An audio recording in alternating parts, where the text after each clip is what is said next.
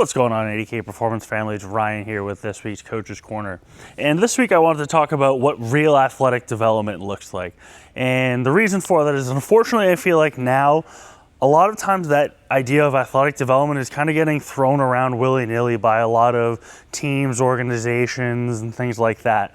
And unfortunately, I think a lot of them don't actually understand what development is, and then it's misleading parents and athletes, and it's kind of sending them down a path that's not going to lead them to the most success. And what we see a lot of times is these clubs, organizations, teams, they're selling that they're about development. They're all about developing your athlete. However, they're coaching your athletes to play their sport year-round, essentially, or, half the year, 3/4 of the year.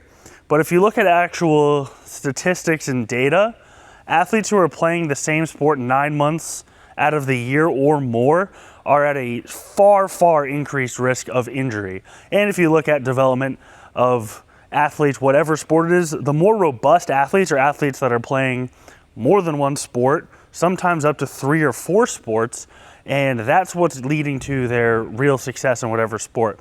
And I think a lot of these organizations and teams are kind of trying to put the roof on a house before you build the foundation. And they're driving more and more skills, practices, tournaments, games, and these athletes are constantly in competition mode, and they're overcoached, overcued, and overmanaged. And then when they get put out onto the field, they freeze because they don't have any robustness. They don't have a physical capacity to express any skills that they're developing.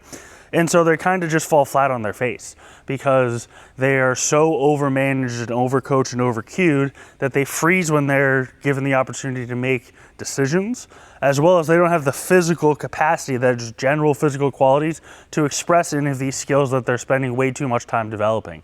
So then parents are looking at, well, why isn't my athlete succeeding if they're playing sport XYZ 9 months out of the year, year-round?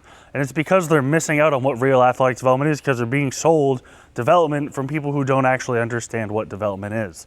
So I think that it's really important that we kind of take a step back and do a little bit of research on what real athletic development looks like. And are those people that are selling you development, are they selling you something that sounds nice or something that's actually going to do what they're saying it's going to do and have the research back up what that they're saying?